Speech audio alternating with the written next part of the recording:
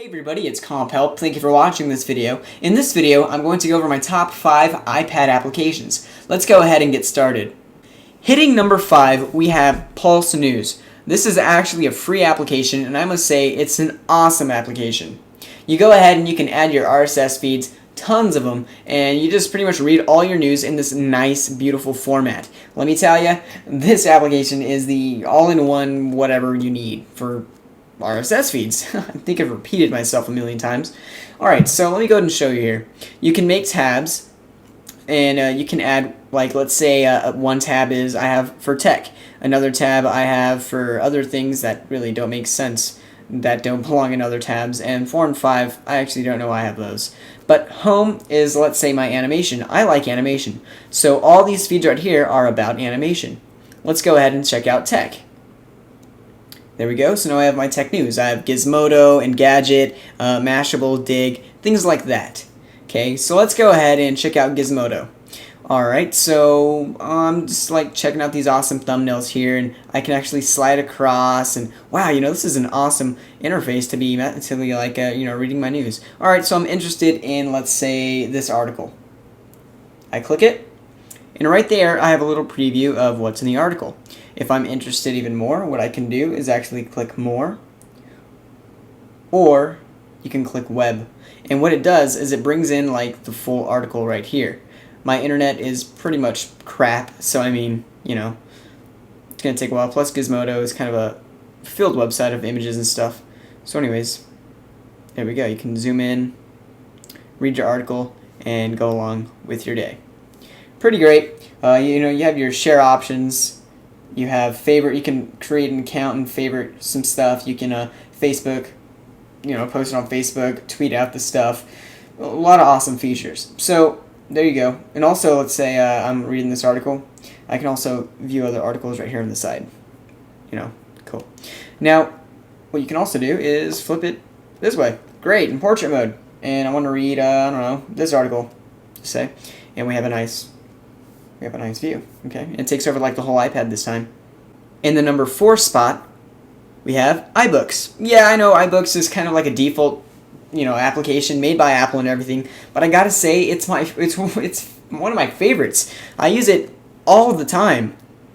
Let me go ahead and show you here. Here's iBooks, and you know, there we go. And I have all my books here. A lot of them maybe kid books, books that I've read in the past, you know, that I just want to read again. So my favorite books here, like Ender's Game. Let's click Ender's Game. One of my favorite books. I totally recommend it, by the way. And you know, you just, I don't know if you're familiar with the iBooks application, but you can, you know, change the pages. You can, let's say, no, you can't zoom in, you can't pinch and zoom, but you can, you know, up the font. To me, it's a very enjoyable way to read, especially since Apple included the sepia tone. It's easier on the eyes than this black and white that we used to have to deal with. You can select a different font, you know, actually, I guess you have a bunch of fonts here though, so I mean, I'm not complaining. You can adjust the brightness settings.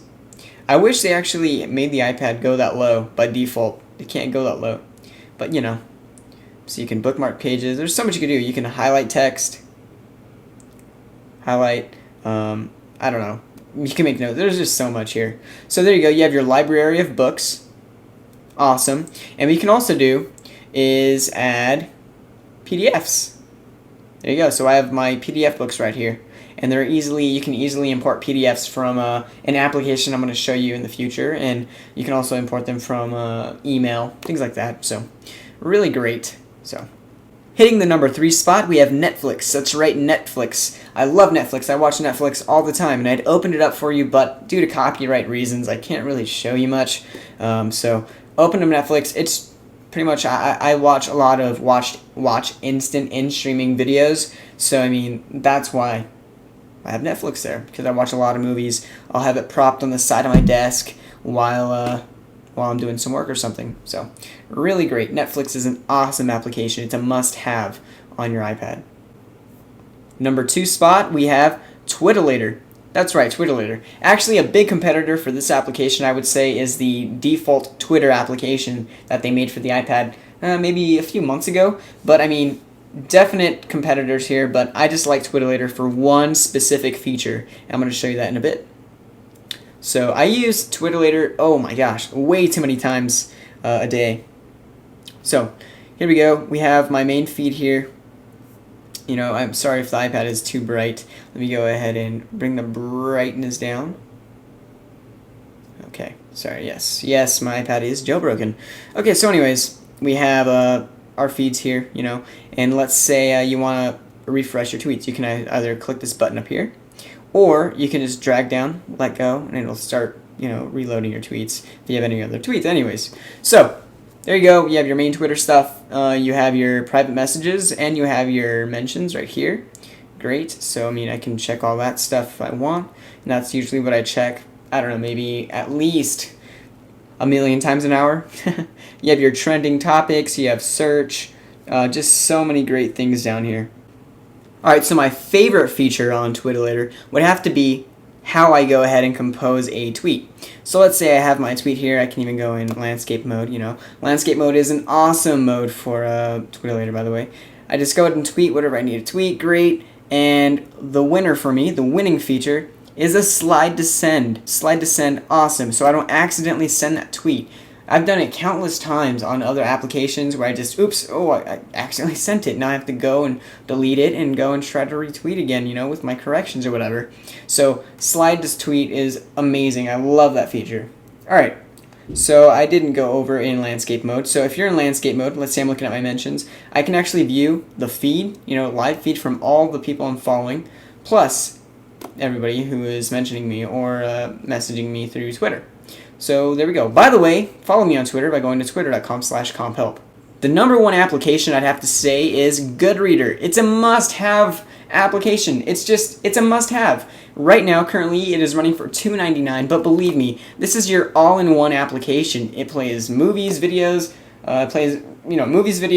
reads PDFs, it does, you know, you can view photos in there, awesome. And there's one winning feature that just sold me. Well, there's a couple actually. Actually, the whole application is just amazing.